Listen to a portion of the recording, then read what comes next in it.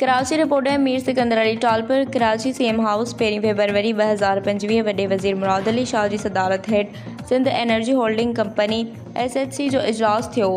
इजलास में तवानाई वारे सूबाई वज़ीर नासिर हुसैन शाह, प्रिंसिपल सेक्रेटरी आका वासिफ, तवानाई वारे सेक्रेटरी मुक़द्दस खान ऐं chief operating officer SHC Tufail Khoso शिरकत कई। Sindh energy holding company limited तवानाई खाते जे मातहत आहे। इजलास में briefing Sindh energy holding company Gambat 2 Muradi block मिठियाणे SW Miano 3 Sawan south Khadi east 7 ऐं सजावल साउथ ब्लॉक्स में शेयर्स आहिनि। कंपनी मुख़्तसिर मुद्दत जी शुरूआतुनि तहत 8 ब्लॉकनि में 2.5% कम कंदड़ दिलचस्पी जो हिस्सो ॾिनो आहे। 3 खूह पैदा करे रहिया आहिनि, जिन मां 2025-26 में 11.30 करोड़ रुपया पैदा करण जी उम्मीद आहे।